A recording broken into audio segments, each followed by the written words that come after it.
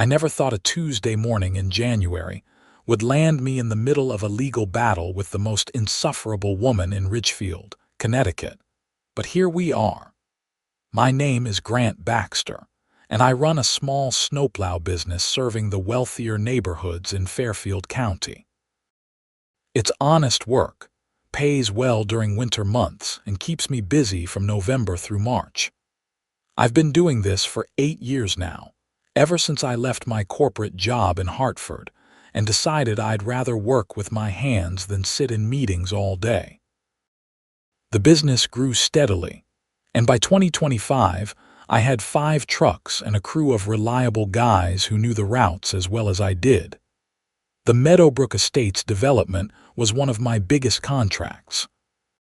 300 homes spread across rolling hills, all connected by a network of private roads that the HOA maintained. Or rather, that they paid me to maintain when snow fell. The contract was worth $40,000 per season, with guaranteed minimum payments regardless of snowfall. It was the kind of reliable income that let me sleep well at night. The HOA president was a woman named Patricia Thornwell, and she was exactly what you'd expect from someone who volunteered to run a homeowners association in an upscale Connecticut suburb. Mid-50s, blonde highlights that were definitely not natural, and the kind of sharp voice that could cut through a blizzard. She wore her authority like a crown, and she made sure everyone knew that she had the final say on everything from mailbox colors to snow removal protocols. Our first real confrontation happened 3 weeks into January, right after a massive nor'easter dumped 2 feet of snow across the region. I'd been out since 3 in the morning with my crew, systematically clearing the main arteries through Meadowbrook Estates according to our established pattern. We always started with the main entrance road, then worked our way through the collector streets before tackling the residential loops. It was efficient, it made sense, and it had worked perfectly for 3 winters. I was piloting my truck down Oakmont Drive when I saw her. Patricia's silver Lexus SUV was parked sideways across the road, completely blocking my path. She stood next to it in a puffy white coat and designer boots that were clearly not meant for actual snow, waving her arms at me like she was directing traffic at a major intersection. I pulled the plow to a stop and rolled down my window. Cold air rushed in along with the sound of my diesel engine rumbling. "Mr. Baxter," she shouted, marching toward my truck. "We need to talk about your route, Mrs. Thornwell. I'm kind of in the middle of something here," I called back. "We've got another 6 inches predicted this afternoon, and I need to get these roads clear." "That's exactly what I want to discuss," she said, reaching my window. Her cheeks were red from the cold, and I could see the irritation flashing in her eyes. "You're doing the routes all wrong." I blinked at her. "Wrong? We've been using the same pattern for 3 years. It's based on traffic flow and emergency access priorities." "Well, it needs to change," she announced, pulling a folded piece of paper from her coat pocket. "I've redesigned the snow removal sequence. You'll start with the northern section where I live, then work your way south. The main entrance can wait." I took the paper she thrust at me and glanced at it. Her proposed route made absolutely no sense. It would have me crisscrossing back and forth across the development, wasting fuel and time, and leaving the main entrance buried until the very end. Anyone trying to get in or out for work or emergencies would be trapped. "Mrs. Thornwell, I appreciate that you've put thought into this, but this route would actually take longer and leave critical roads blocked. The way we're doing it now is standard practice for developments like this." Her expression hardened. "I'm the HOA president, Mr. Baxter. I'm telling you how it needs to be done. The residents in the north section pay premium HOA fees, and they deserve priority service. That's not how emergency access works," I said, trying to keep my voice level. "The main roads have to be cleared first." "That's not just my opinion. It's basic snow removal protocol. If an ambulance or fire truck needs to get in here, don't lecture me about safety," she snapped. "I've been managing this community for 6 years. I know what's best for our residents." "You will follow my route, or we'll find someone who will." I sat there in my truck, engine idling, watching her face flush deeper red as she waited for my compliance. Behind me, I could see one of my other trucks waiting with its lights flashing, ready to continue the route. The snow was still falling, light but steady, and every minute we wasted was another minute of accumulation on roads that needed to be passable. "Mrs. Thornwell, I can't follow this route. It's inefficient and potentially unsafe. My contract specifies that I'll clear the roads according to professional standards, which is exactly what I'm doing." "Your contract," she said, her voice dropping to something dangerous, "specifies that you'll provide services as directed by the HOA board. I am the board president. You'll do what I say, or you're in breach of contract." The contract also has a clause about industry standards and best practices. What you're asking me to do violates both. She stared at me for a long moment, and I could see the calculation happening behind her eyes. Then she smiled, and it was not a pleasant expression. "Fine," she said. "Continue with your little route, but don't say I didn't warn you." She climbed back into her Lexus and drove off, leaving me sitting there wondering what exactly I'd just gotten myself into. I should have known that wasn't the end of it. Women like Patricia Thornwell didn't take no for an answer, and they definitely didn't forget perceived slights. I finished the route that day without further incident, and my crew managed to get everything cleared before the afternoon snow started. But 2 days later, I received an official letter from the HOA board, delivered via certified mail to my business address. It was a formal complaint alleging that I had been insubordinate and unprofessional during our encounter, and that I had refused to follow the HOA's clearly stated requirements for snow removal services. The letter demanded that I appear at the next HOA board meeting to address these concerns. It also noted that the board would be evaluating whether the current snow removal contract should be terminated for cause. I called my lawyer, an old friend named Doug who specialized in commercial contracts. We'd gone to high school together in Stamford, and he'd helped me set up my business back when I was just starting out. "They're blowing smoke," Doug said after I read him the letter. "Your contract is solid. You're following industry standards, which the contract explicitly allows you to do. They can complain all they want, but they don't have grounds for termination. So what do I do? Go to the meeting. Be professional. Explain your position calmly. Document everything, and if they push it, we'll deal with it legally. But honestly, Grant, HOA disputes like this rarely go anywhere. She's probably just trying to flex her authority. Let her have her moment and it'll blow over." Doug was wrong. The board meeting was held on a Thursday evening at the Meadowbrook Estates clubhouse, a fancy building near the development's main entrance that featured a gym, a pool, and meeting rooms with mahogany paneling that probably cost more than my truck. I arrived at 7 o'clock sharp, wearing the only suit I owned and carrying a folder full of documentation about my snow removal route and why it made sense. The meeting room was packed. At least 50 residents had shown up, which was apparently unusual for a regular board meeting. Patricia sat at the head of the table on a raised platform, flanked by 4 other board members. I recognized one of them, a retired accountant named Howard who I'd had pleasant conversations with while clearing his street. The others were strangers.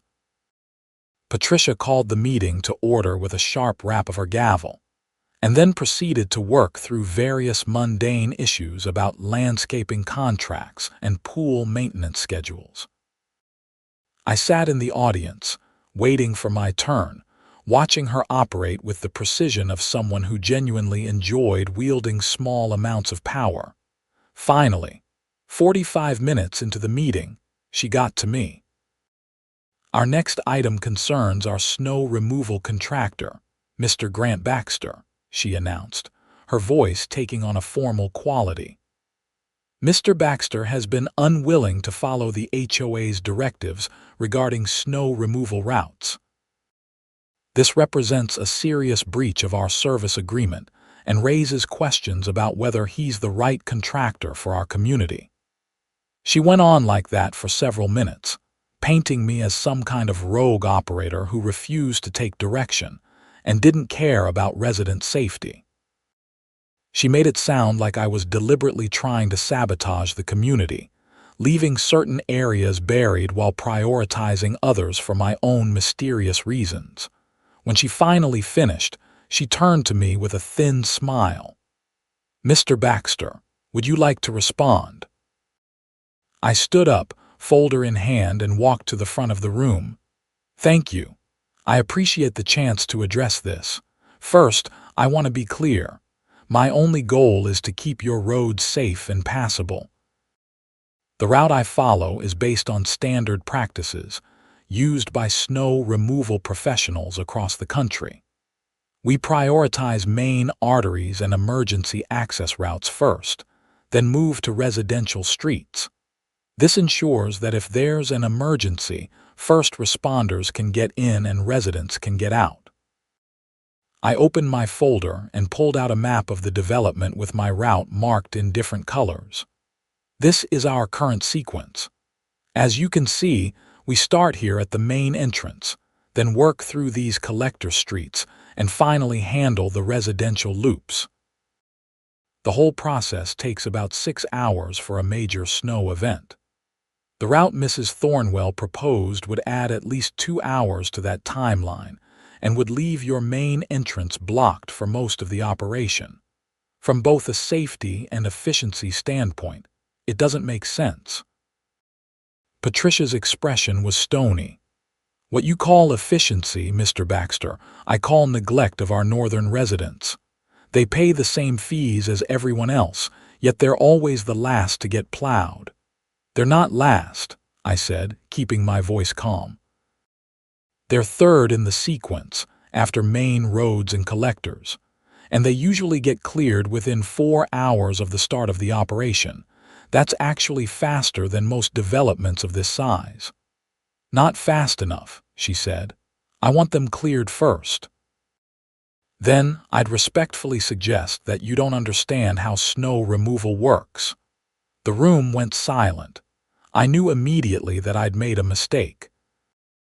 You don't tell someone like Patricia Thornwell that she doesn't understand something, not in front of an audience, not when she's already looking for reasons to be angry with you. Her face went white, then red. "How dare you speak to me that way? I have been managing this community." "I'm not questioning your management of the community," I interrupted, which was probably another mistake. "I'm explaining why your proposed route won't work from a professional snow removal standpoint. If you want to fire me, that's your right. But whoever you hire next is going to tell you the exact same thing I'm telling you now." Howard, the accountant, cleared his throat. "If I may, Patricia, I think Mr. Baxter makes some valid points about emergency access. Maybe we should consult with the fire department to get their input on the optimal route." "We don't need the fire department's input," Patricia snapped. "We need a contractor who will follow our instructions. Mr. Baxter, you have one more chance. The next time it snows, you will follow my route exactly as I specified. If you refuse, your contract will be terminated immediately. Is that clear?" I looked at her, then at the other board members. None of them were meeting my eyes except Howard, who looked uncomfortable but wasn't saying anything more. I thought about the $40,000 contract, about my crew who depended on this work, about the other contracts I had that would be easier to handle if I wasn't constantly fighting with this HOA. Crystal clear, I said. The next snow came 5 days later. It was a Wednesday morning, and the forecast called for 8 to 12 inches with the possibility of it changing to freezing rain by afternoon. I got my crew together at 5 a.m. and gave them their assignments. 3 trucks would handle other developments we serviced. I would take Meadowbrook Estates myself, along with my most experienced driver, a guy named Marcus who'd been with me for 4 years. Here's the situation, I told Marcus, showing him Patricia's route map. The HOA president wants us to use this sequence instead of our usual pattern. Marcus studied the map, his brow furrowing. Boss, this makes no sense. We'll be driving back and forth like crazy and the main entrance will be buried for hours. I know, but she's threatened to terminate the contract if we don't follow it exactly. So what are we doing? I was quiet for a moment, weighing my options. Then I made a decision that I knew might cost me the contract but would at least let me sleep at night. We're going to use our normal route, I said. Professional standards, safety first. If she wants to fire me, she can fire me. But I'm not going to plow this development in a way that could put people at risk. Marcus grinned. That's what I was hoping you'd say. We headed out into the pre-dawn darkness, our plows cutting orange swaths through the falling snow. The storm was heavier than predicted, with fat flakes coming down so thick that visibility was limited to maybe 50 feet. It was the kind of snow that felt personal, like nature was making a point about human insignificance. I started at the main entrance as always, clearing the wide boulevard that connected Meadowbrook Estates to the public road. The snow was already 6 inches deep and still falling hard. My plow pushed it aside in great rolling waves, the weight of it making my truck strain slightly as I built up speed. That's when I saw her. Patricia's Lexus was parked at the intersection where the entrance boulevard met the first collector street. Not just parked, but positioned deliberately across both lanes, completely blocking the route. And Patricia herself was standing in front of her vehicle in that same white puffy coat, arms crossed, face set in an expression of absolute determination. I slowed to a stop about 20 feet from her and sat there for a moment, engine rumbling, wipers working overtime to keep the windshield clear. She didn't move. She just stood there in the falling snow, staring at my truck like she could stop it through sheer force of will. I picked up my phone and called Marcus. Hey, I've got a situation here. Mrs. Thornwell is blocking the main route. You want me to call the cops? Not yet. Let me try to talk to her first. I pulled on my heavy work gloves and climbed out of the truck. The snow immediately started accumulating on my coat and hat. It was coming down so hard that I had to squint to see Patricia clearly. Mrs. Thornwell, I called out, you need to move your vehicle. You're blocking the road. I'm ensuring that you follow the correct route, she called back. You were supposed to start in the north section. And I explained why that's not safe. Please move your car. No, you'll do what I instructed or you won't plow at all. I stood there in the falling snow, feeling the cold seeping through my coat, and realized that this woman was actually insane enough to block an entire snow removal operation just to prove a point. We were in the middle of a major storm, visibility was deteriorating by the minute, and she was playing games with emergency access. Mrs. Thornwell, this is serious. If you don't move your vehicle, you're interfering with essential services. That's actually illegal. Don't threaten me with legal action, Mr. Baxter. I know my rights. This is private property and I have authority here. Your authority doesn't extend to creating safety hazards. Move your car, now. She stepped closer to her Lexus, putting herself more deliberately in my path. Make me. And there it was, the ultimate Karen power move. She'd rather let the entire development's roads become impassable than admit she was wrong. She'd rather risk people's safety than lose face. And she knew that I couldn't physically move her without getting into serious trouble myself. I pulled out my phone and took several pictures of her car blocking the road, of her standing in front of it, of the snow accumulating around us. Then I called Marcus again. "Change of plans," I said. "She's not moving. We're going to have to work around her." "Around her?" "Boss, she's blocking the main intersection." "I know. Start on the eastern loops. I'll see what I can do from the west side. We'll just have to leave her section blocked until she decides to move." "You're serious?" "Dead serious. She wants to play stupid games she can win stupid prizes. Everyone else in this development is going to get plowed. Her street can wait." I climbed back into my truck, put it in reverse and backed up about 50 yards. Then I turned down a side street that branched off before Patricia's blockade. It wasn't the efficient route. It wasn't the professional route. But it was the only option she'd left me. Patricia stood there in the falling snow, watching me go, and I could see the confusion on her face. She'd expected me to either comply or give up entirely. She hadn't considered that I might just work around her obstruction. For the next 4 hours, Marcus and I systematically plowed every street in Meadowbrook Estates, except the northern section where Patricia lived. We cleared the main entrance up to her blockade. We cleared the southern residential loops, the eastern section, the western section. We cleared the streets around the clubhouse and the community mailbox areas. We did a thorough, professional job, and by 10 a.m., 90% of the development was completely passable. The northern section, including Patricia's Street, remained buried under 15 inches of snow. My phone started ringing around 9:30. The first call was from Howard, the accountant board member. "Grant, what's going on?" "My street is clear, but I've got neighbors in the north section calling me saying they haven't seen a plow yet." "Mrs. Thornwell blocked my route," I explained. "She parked her car across the main intersection and refused to move." I couldn't get to the northern section without going through her blockade, so I plowed everything else instead. There was a long pause. "She's still there, as far as I know. I'm not going back to check." "This is insane," Howard muttered. "She can't just block the roads." "Apparently she can."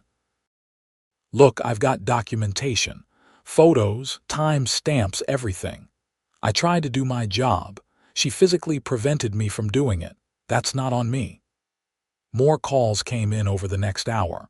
Residents from the northern section, angry and confused about why their streets hadn't been cleared. Other board members trying to understand what had happened. And finally, at 11 a.m., Patricia herself. "Mr. Baxter," she said, her voice shaking with rage, "you deliberately refused to plow my section of the development. This is sabotage. This is breach of contract." "You blocked my route," I interrupted. "I have photos of your car parked across the intersection. I have photos of you standing in front of it, refusing to move. You made it physically impossible for me to access the northern section, so I plowed everything else instead. If you have a problem with that, take it up with yourself. I was ensuring that you followed proper procedure. No, you were throwing a tantrum because I wouldn't let you dictate how to do my job, and now your neighbors are stuck in their houses because of your ego. How's that working out for you?" She made a sound that was somewhere between a gasp and a shriek. "You are fired, effective immediately. I'll have a new contractor here by this afternoon, and then we'll see." "Good luck with that," I said. "Every plow operator in the county is slammed right now. You'll be lucky to get someone by next week, and whoever you get is going to charge you double because you've already proven you're impossible to work with." I hung up before she could respond. My phone immediately rang again, but I didn't answer. I was done arguing with Patricia Thornwell. I'd done my job to the best of my ability under impossible circumstances. If she wanted to fire me, fine. I had plenty of other clients who actually appreciated professional service. The snow finally stopped around 1 p.m., leaving Meadowbrook Estates blanketed in 16 inches of fresh powder. The main entrance was clear. The collector streets were clear. The residential sections were clear, except for the northern area where Patricia and about 40 other homeowners remained trapped. By 2 p.m., the situation had apparently become critical enough that someone called the Connecticut State Police. I was at a diner in Ridgefield, having a late lunch with Marcus, when I got a call from a trooper named Davidson. "Mr. Baxter, I'm calling about a situation at Meadowbrook Estates. We've received multiple reports that a section of the development hasn't been plowed, and residents are unable to leave their homes. Can you explain what's going on?" I explained the whole thing, from Patricia's demands to change the route to her blocking the intersection, to my decision to work around her obstruction. The trooper listened without interrupting. "You still have the photos you mentioned?" he asked when I finished. "Yes, sir." "I can email them to you right now." "Please do. And I'll need you to come back to the development. We're going to need a statement." When Marcus and I pulled back into Meadowbrook Estates, 45 minutes later, there were 3 state police cruisers parked near the clubhouse, along with what looked like half the HOA board and at least 20 angry residents. Patricia's Lexus was no longer blocking the intersection. It had been moved to the clubhouse parking lot, where Patricia herself sat in the driver's seat, talking animatedly on her phone. Trooper Davidson was a tall, serious-looking man in his 40s, with the kind of military bearing that suggested he didn't have much patience for nonsense.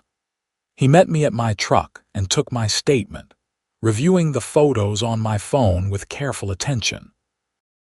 "So just to be clear," he said, "you attempted to follow your normal route, Mrs. Thornwell physically blocked you, and you made the decision to plow around her rather than escalate the situation." "Yes, sir."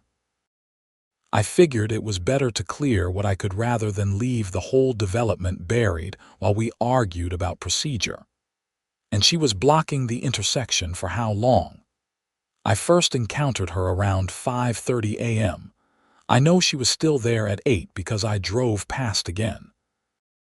"I don't know when she finally moved." Davidson nodded slowly. "Okay, wait here." He walked over to Patricia's Lexus and had a conversation with her through the driver's window. I couldn't hear what was said, but I could see Patricia's face getting progressively redder as the conversation continued. At one point, she gestured dramatically toward me, and Davidson turned to look, his expression unchanged. The conversation lasted about 10 minutes. Then Davidson returned to where I was standing with Marcus and several residents who'd gathered to watch the drama unfold. "Mr. Baxter, are you willing to complete the plowing of the northern section now?" "Yes, sir. That's what I'm here to do." "Good. Mrs. Thornwell has agreed not to interfere with your work. If she does, call me directly."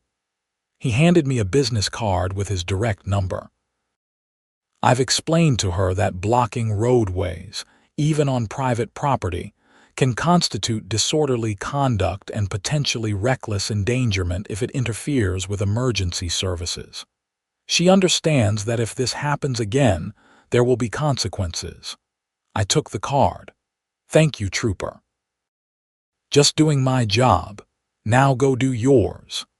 It took me another 2 hours to clear the northern section. The snow had settled and compacted somewhat, making it heavier and harder to push. Patricia stayed in her Lexus the entire time, watching me work with an expression that could have melted the snow around her. When I finally finished her street and drove past her house, she was standing at her front window, and I gave her a polite wave. She didn't wave back. I thought that would be the end of it. Naive of me, really. I should have known that Patricia Thornwell wasn't the type to let something like this go. She'd been humiliated in front of the state police and her fellow residents. Her authority had been questioned. Her judgment had been overruled. For someone whose entire identity was wrapped up in being the HOA president, that kind of public defeat was unacceptable. The next board meeting happened 2 weeks later, and I wasn't invited. But Howard called me the next day to fill me in on what had happened. "She's trying to get the board to vote to terminate your contract," he said. "She's claiming you violated the terms by refusing to follow her directions and that your actions endangered residents. That's ridiculous. The police already determined that she was the one creating the safety hazard." "I know, and I said that, but she's got Jennifer and Mark on her side. Those were 2 of the other board members. They're worried about her filing some kind of lawsuit against the HOA if we don't back her up. Can she get the votes? It's close. 3 votes to terminate, 2 against. I'm one of the 2 against. But Grant, I have to be honest with you. She's making this her hill to die on. She's threatening to resign as president if the board doesn't support her. And some people think that might actually be a good thing. Let her walk and be done with it. What happens if they vote to terminate? Then we're in breach of contract territory. You'd have grounds to sue for the remainder of the season's guaranteed payments, but it would be messy. Legal fees, bad blood, the whole thing. I talked to Doug again, and he gave me the same assessment. I could fight it, and I'd probably win eventually, but it would be expensive and time-consuming. The alternative was to preemptively offer to end the contract by mutual agreement, negotiate a settlement for the lost income, and walk away from the whole mess. How much of the season is left? Doug asked. About 2 months. Usually February and March are our heaviest months. So we're talking about potentially $20,000 in lost revenue, give or take. Counter-offer them $15,000 as a termination settlement. They'll probably take $12,000. It's cheaper than fighting it out legally, and you can wash your hands of the whole thing. But I didn't want to wash my hands of it. I was angry. Patricia had created a dangerous situation, had her judgment overruled by law enforcement, and was now trying to punish me for her own mistakes. The injustice of it stuck in my throat like a bone. That weekend, I got a call from a woman named Rachel Chen who lived in Meadowbrook Estates. I didn't know her personally, but she'd gotten my number from Howard. "Mr. Baxter, I wanted to reach out because there's a group of us who are very unhappy with how Patricia is handling this situation. We think you did exactly the right thing, and we don't want to see you fired because Patricia can't admit when she's wrong." "I appreciate that," I said. "But I'm not sure what anyone can do. She's got the board votes. Actually, that's why I'm calling. Are you familiar with HOA bylaws and how board members can be removed?" "Not really." "Well, I am. I'm an attorney, and I've been reviewing our HOA governing documents. It turns out that board members can be removed by a vote of the general membership if at least 30% of homeowners petition for a special meeting. I've been talking to neighbors, and we've got enough signatures to force that meeting." I sat up straighter. "You're talking about removing Patricia from the board." "Exactly. She's been president for 6 years, and in that time, she's driven off 3 property management companies, 2 landscaping contractors, and now you. She's cost this HOA thousands of dollars in unnecessary legal fees and settlements. People are fed up. This Snowplow situation was just the last straw. What do you need from me? Your documentation. Photos, communications, any records you have of what happened. We're building a case that she's been mismanaging the HOA and acting in her own interest rather than the community's. Your situation is a perfect example." I sent Rachel everything I had, photos of Patricia blocking the road, copies of her emails and letters, records of our communications. The police report from Trooper Davidson. All of it. The special meeting was scheduled for 3 weeks later, on a Saturday afternoon to maximize attendance. I wasn't planning to go. This was an internal HOA matter, and I figured my presence would just be a distraction. But Rachel called me 2 days before and asked if I'd be willing to speak about my experience. "Just 5 minutes," she said. "Tell them what happened from your perspective. Let them see that you're a reasonable person who is trying to do your job professionally." I agreed, though I wasn't looking forward to it. Public speaking wasn't my strong suit, and I knew Patricia would be there, radiating hostility. The meeting was held in the Meadowbrook Estates clubhouse, in the same room where I'd been called before the board 2 months earlier. But this time, the room was packed to capacity. Every chair was filled, and people were standing along the walls. I counted at least 150 residents, which apparently was unprecedented for an HOA meeting. Rachel had organized everything with impressive efficiency. She'd printed up packets of information for all attendees, including copies of the HOA bylaws, a timeline of Patricia's conflicts with various contractors, and financial documents showing the costs these conflicts had incurred. It was professional, thorough, and damning. Patricia sat in the front row, flanked by Jennifer and Mark, the 2 board members who'd been supporting her.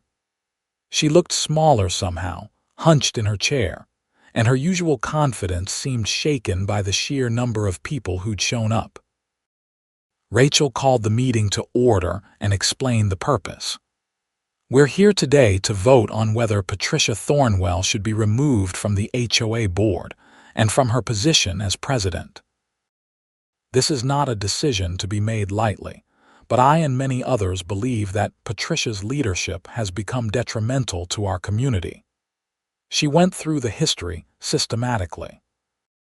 The property management company that quit after Patricia accused them of embezzlement without evidence, resulting in a settlement that cost the HOA $30,000.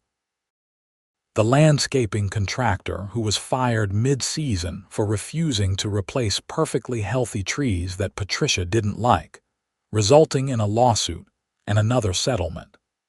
The repaving project that went $20,000 over budget because Patricia kept changing specifications. And then there was my situation. "Mr. Grant Baxter has been our snow removal contractor for 3 years, Rachel said. "By all accounts, he's done excellent work. His crews are prompt, professional, and thorough." But this winter, Patricia decided that she knew better than a professional how snow removal should be handled. She displayed the photos on a large screen at the front of the room, Patricia's Lexus blocking the road, Patricia standing in front of it, arms crossed, the snow piling up around her. The timestamp showing 5:30 a.m. Rather than allow Mr. Baxter to do his job according to professional standards, Patricia physically blocked his route during a major snowstorm. She remained in place for over 2 hours, preventing access to the northern section of our development.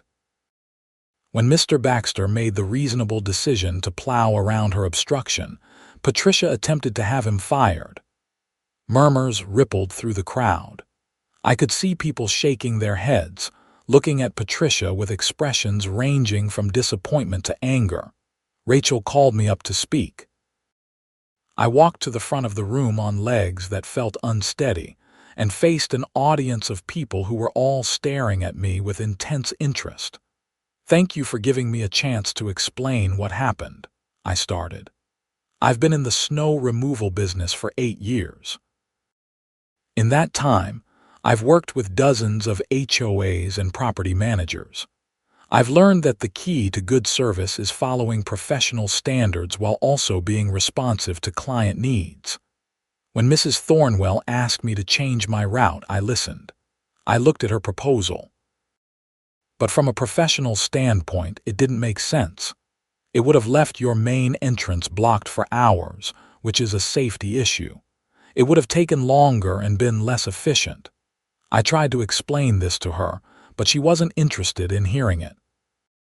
The morning of the storm, I arrived at 5:30 to start clearing your roads. That's early, but it's necessary to stay ahead of heavy snow. When I found Mrs. Thornwell blocking the intersection, I asked her multiple times to move. She refused. She said I couldn't plow at all unless I followed her route. I had a choice at that point. I could sit there and argue while the whole development got buried. I could try to physically move her car and risk assault charges, or I could work around her and clear what I could access. I chose the third option because it seemed like the most responsible thing to do. I never wanted this to become a big conflict. I just wanted to do my job and keep your roads safe. But Mrs. Thornwell made that impossible. I sat down to scattered applause. Patricia stood up immediately, her face flushed. "This is a witch hunt," she said, her voice shaking. "I've given 6 years of my life to this community. 6 years of volunteering my time, dealing with complaints, managing contractors, making sure this development runs smoothly. And this is the thanks I get. Being attacked for trying to ensure that all residents get equal service. Patricia, you blocked a road during a snowstorm," someone called out from the audience. "That's not ensuring equal service. That's creating a safety hazard." I was making a point about proper procedure, by risking people's safety. That was Howard, standing up from his seat. "Patricia, I've tried to be supportive. We've worked together for 4 years, but this has gone too far. You're so focused on being right that you can't see when you're actually wrong." The meeting devolved into arguments for a while, with various residents standing up to share their own experiences with Patricia's management style. Some defended her, pointing to improvements she'd overseen and problems she'd solved. But the majority seemed to agree that her tenure had become problematic. Finally, Rachel called for the vote. It was done by secret ballot to prevent intimidation. While volunteers counted the votes, I stepped outside to get some air. The late February afternoon was cold but clear, and I could see my breath forming clouds in front of my face. Marcus called to check in. "How's it going?" "Hard to say. The vote's happening now." "Think they'll actually remove her?" "I have no idea. These people have been dealing with her for 6 years. Maybe they're used to it by now." 20 minutes later, Rachel came outside to find me. "We have the results." Back inside, the room had gone quiet. Rachel stood at the front with a piece of paper in her hand. "The votes have been counted and verified," she announced. "Total ballots cast, 142.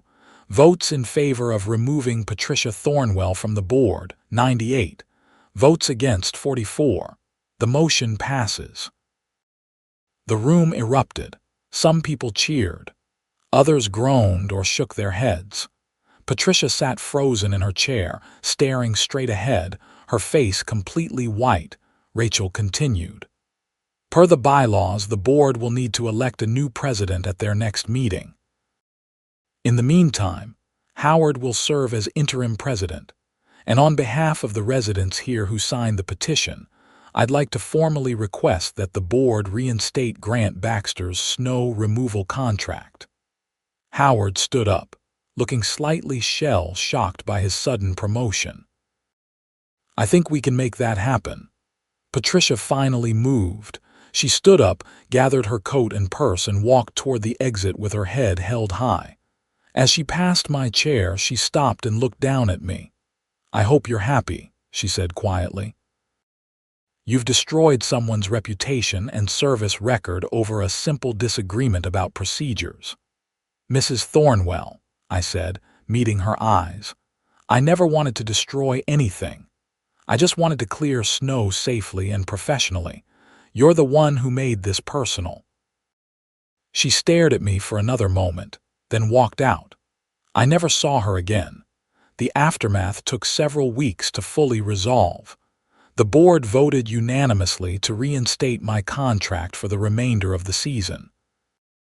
They also voted to increase my payment as an apology for the troubles, which I accepted after some thought.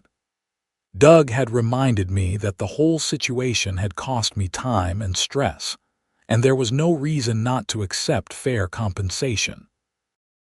Howard proved to be a much more reasonable person to work with. He trusted my professional judgment and didn't try to micromanage the operation. The few times we had to discuss route changes or timing issues, we had actual conversations where both sides listened to each other. It was, in short, how client relationships were supposed to work. Patricia did try to sue the HOA for wrongful removal from the board. She claimed that the special meeting had been improperly noticed and that the vote had been influenced by false information. Her lawsuit alleged defamation and sought damages for emotional distress. The HOA hired a lawyer, and I had to give a deposition, which was about as fun as it sounds. But in the end, her lawsuit went nowhere. The court found that the special meeting had been conducted properly according to the HOA bylaws, and that the information presented to residents had been factually accurate. Patricia's claims of defamation fell apart when confronted with the photo evidence and police report. The judge dismissed her case with prejudice, meaning she couldn't refile it. I heard through Howard that Patricia and her husband sold their house in Meadowbrook Estates that spring and moved to Florida. Apparently, she wanted a fresh start somewhere that didn't involve snow or HOA boards. I hoped for the sake of her new neighbors that she'd learned something from the experience, but I wasn't holding my breath.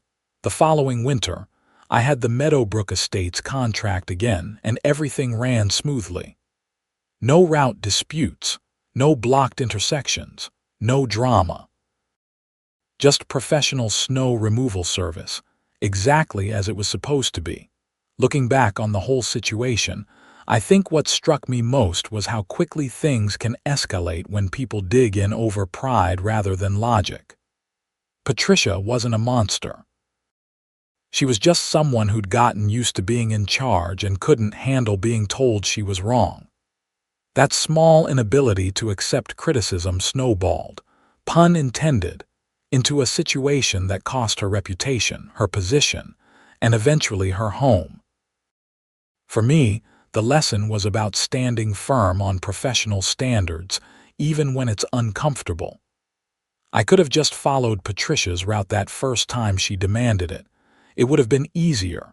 It would have avoided all the conflict. But it also would have been the wrong thing to do, both from a safety standpoint and a professional integrity standpoint.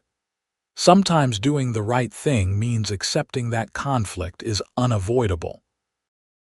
Marcus and I were out plowing Meadowbrook Estates during a late March snowstorm, one of the last of the season, when he brought up the situation again. "You know what's funny?" he said over the radio. "That whole mess with Patricia probably ended up being good for business.